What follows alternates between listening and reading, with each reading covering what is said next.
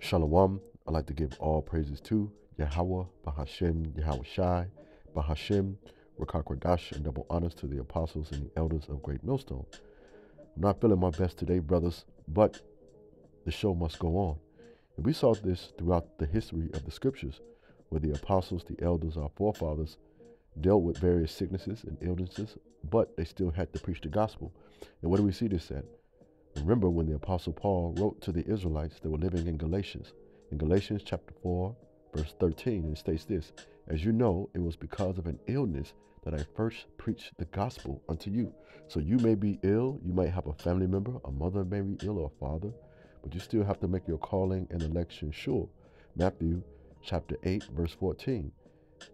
And it reads this, "When Yahushua came into Peter's house, he saw Peter's mother-in-law laying in bed with a fever."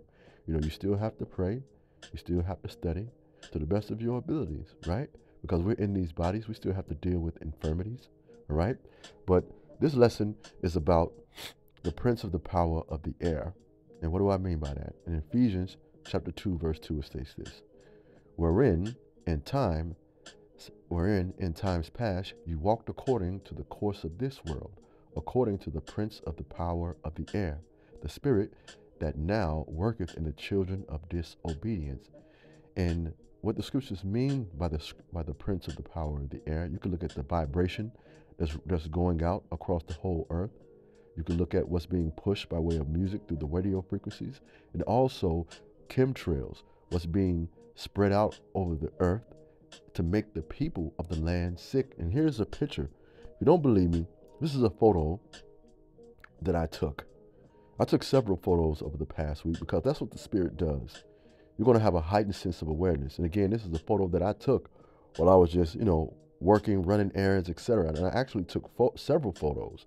You see all those chemtrails there, man? Let me come out of this. This is another one that I took too as well, right? And let me come out of this too as well, brothers, because I want to show you something. But those naysayers, see, this is why the scriptures refer to this man as the prince of the power of the air, because you have to be extremely wicked to poison and sicken the people who you rule over. Listen to this video here, this short rather. And of course, YouTube under the Fair Use Act, I want to utilize this to edify, but listen closely to what this pilot has to say. Did you know that chemtrails actually exist? Wait, what? Yes, there are aircraft that were specifically built to spray chemicals, and the pilots even get paid per spraying application. Don't believe it? Then look what we have here. It's the all famous AT-AO2 air tractor built in the USA and comes, if ordered, with a chemical spraying applicator fitted at the trailing edge of its wing and then flies at very low levels over crop fields to kill pesticides. It sprays chemicals from the trailing edge of the wing. There you have your chemtrails, which are on our flat Earth. Wait, what? Now you know, hit the like button and follow for more aviation facts. Well, we know the earth isn't flat, and this lesson is not about a flat earther or none of the sort. But again, this is a photo that I took when I walked outside of a Walmart over this past week, right?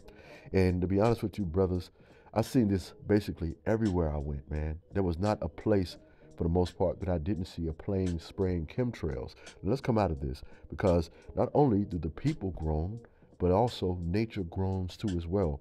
Romans chapter 8, verse 19 through 23, and it states this, "For creation waits eagerly, longing for the revealing of the children of Yahweh." Who's the children of Yahweh? That's us, Yasha Allah. We're the princes of the power, right? "For creation was subjected to futility, not of its own will, but by the will of the one who subjected it, and hope that the creation itself will be set free from its enslavement to decay."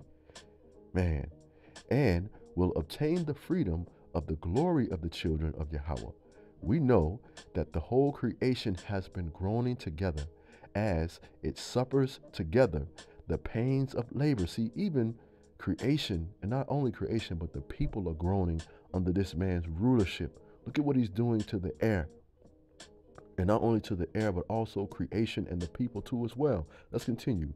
"And not only the creation, but we ourselves, who have the first fruits of the Spirit, groan inwardly while we wait for the adoption, the redemption of our bodies." See, we groan ourselves. You know, brothers are sick. We have family members in this truth who are sick. And this is what the scripture mean by we are groaning. We're waiting and we're longing for Yahweh Shai to come so we can receive those immortal, perfect bodies. Because the people, let me come out of this. Proverbs chapter 29, verse 2 states this: when the righteous thrive, the people rejoice. When the wicked rule, the people groan.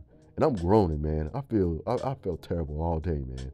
And I know, like I said, many of you brothers are feeling terrible too as well. But look at what we have forward to.